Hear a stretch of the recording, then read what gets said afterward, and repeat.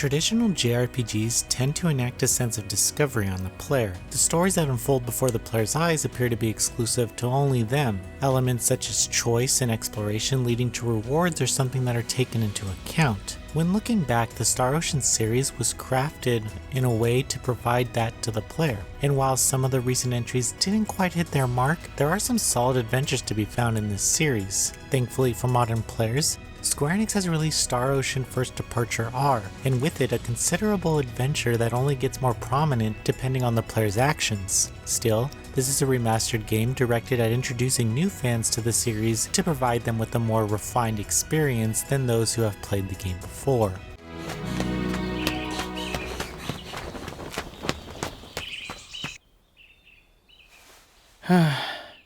Himadana.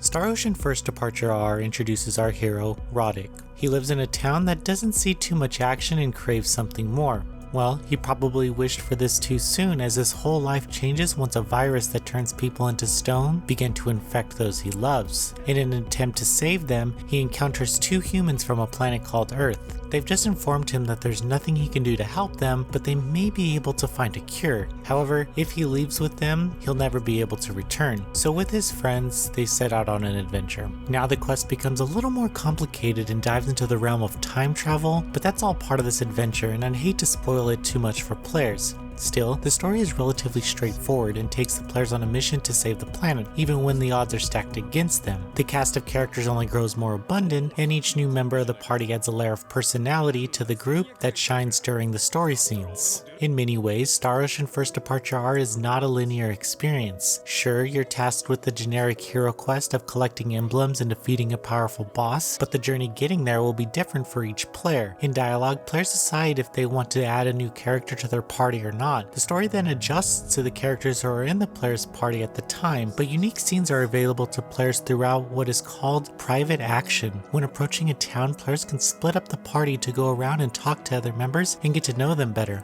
Star Ocean First Departure R relies heavily on the player investing their time into the story and characters. During the game, events will take place and it's up to the player to decide whether or not they'll investigate or continue with the adventure. It works out great, and those who do explore every inch of the world map and go on side quests offered will benefit most from this game, as everything is rewarded with extra story content or items. The battle system in Star Ocean First Departure R is more action focused, where players will find themselves mashing the attack button a lot. Each character can generally hold their own in battle, but I found I mostly played as Roddick throughout the entire game. Magic users require casting time to unleash attacks, so strategy comes into play when coordinating how to protect them from being interrupted. Furthermore, skills are gained that can be used to customize a character. Players will read books and provide various new abilities and skills for each character that can be leveled up. Characters can learn things like cooking and item crafting or musical abilities to be able to benefit the party outside of the battle. It gives each character a sense of individuality and a place in the group. Star Ocean First Departure R is pretty much the same adventure found in Star Ocean First Departure. The visuals have all been updated,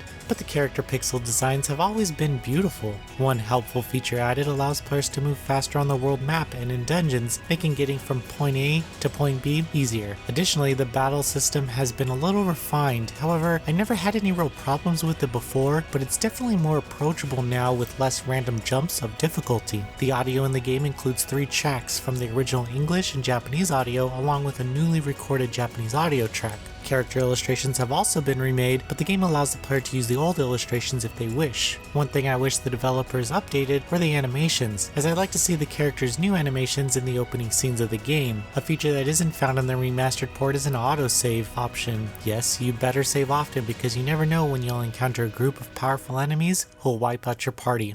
Also, the music in the game is the same found in Star Ocean First Departure. 2、1。Star Ocean First Departure R turns out to be the best way for newcomers to discover the Star Ocean series. Those returning to the game won't find too much new here, but hey, if you've never added Parisi to the party, well, now's the perfect time.